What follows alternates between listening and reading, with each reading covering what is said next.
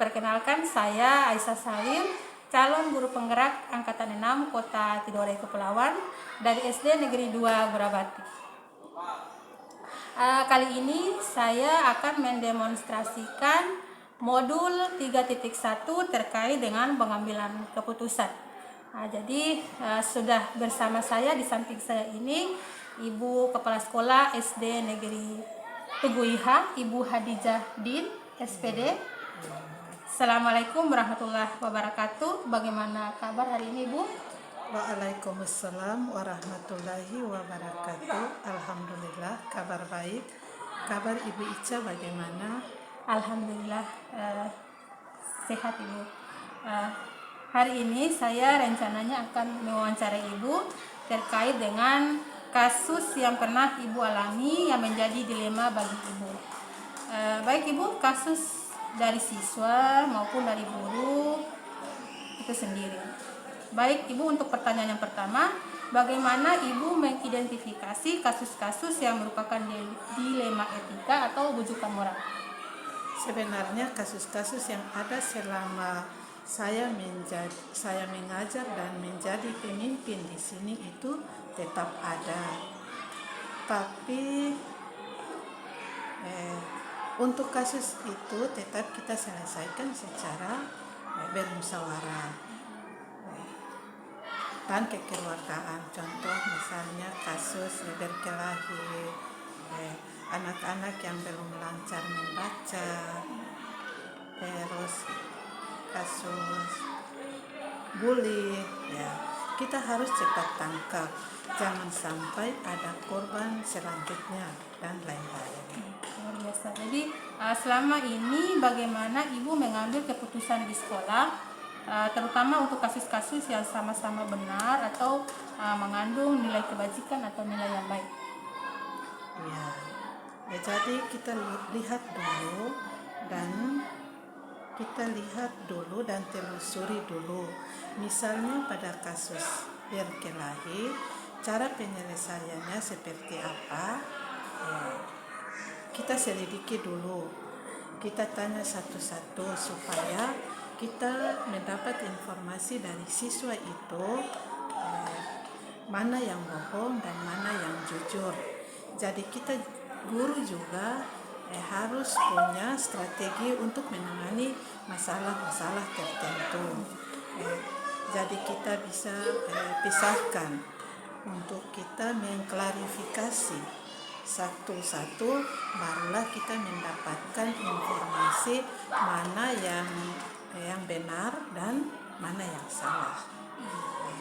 Kita bisa berikan sanksi berupa teguran, baik secara lisan maupun secara tulisan.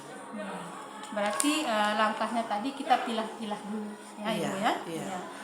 Baik Ibu. Selanjutnya, hal apa saja yang Ibu anggap efektif dalam mengambil keputusan pada kasus-kasus dilema etika? Baik, untuk kasus misalkan berkelahi ataupun hal lain, misalnya datang terlambat, kita harus memberikan penyuluhan dan bimbingan kepada siswa secara berkelanjutan sehingga anak-anak itu dia tidak lagi mengulangi masalah yang dia lakukan.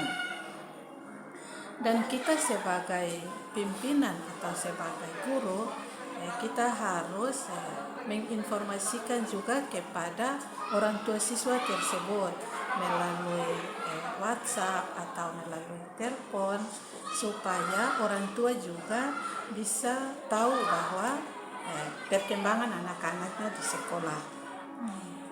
Baik, apakah Ibu selaku kepala sekolah, hal-hal apa saja yang merupakan tantangan dalam pengambilan keputusan pada kasus-kasus dilema etika?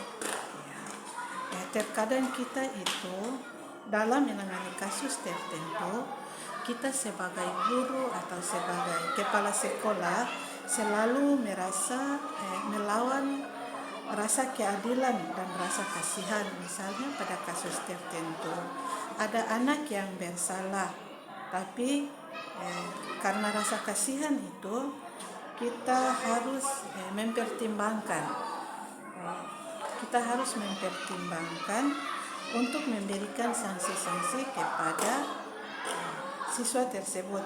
Kadang membuat kita merasa berat dalam mengambil keputusan tersebut. Iya. Baik, apakah Ibu memiliki jadwal tertentu dalam penyelesaian masalah? Apakah kasus yang Ibu tangani itu harus diselesaikan di tempat untuk menyelesaikannya? Prosedurnya seperti apa? Ya. Biasanya saya langsung menyelesaikan di saat itu juga. Tidak mau berlarut-larut dalam pengambilan keputusan. Karena dibiarkan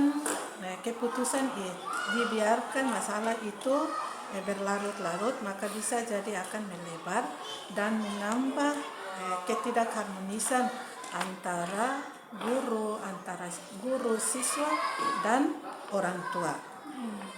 Dan bisa merambat lagi ke masyarakat. Berarti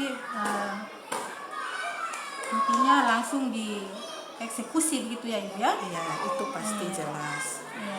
Adakah seseorang atau faktor yang mempermudah atau membantu Ibu dalam pengambilan keputusan dalam menghadapi kasus dilema etika ini? Misalnya Ibu mungkin berkonsultasi dengan rekan guru kah atau pengawas kah? Seperti itu. Bagaimana cara Ibu ini? Jadi kita harus saling berkolaborasi dan bersinergi antara kepala sekolah, guru, komite, dan masyarakat dalam segala hal. Jadi untuk hal apapun kita tidak bisa mengambil keputusan itu sendiri. Jadi harus dipikirkan terlebih dahulu saran dan pendapat dari teman-teman guru, dari pihak komite juga. Dan jadi intinya bahwa saling kolaborasi ya Ibu ya? Iya. Dari semua hal yang Ibu sampaikan tadi,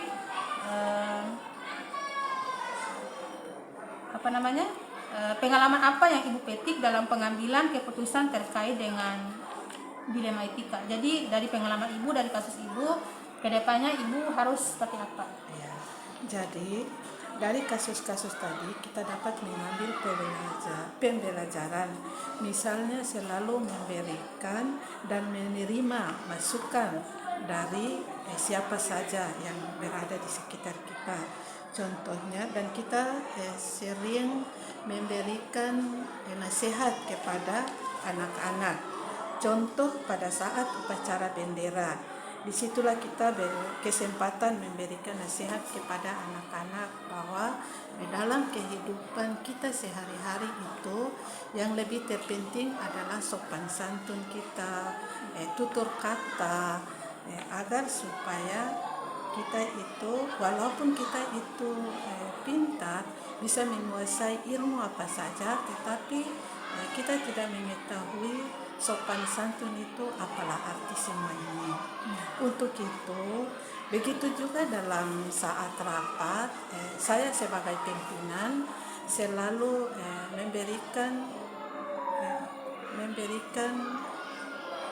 menyampaikan hal-hal yang berkaitan dengan masalah ini juga ke guru-guru.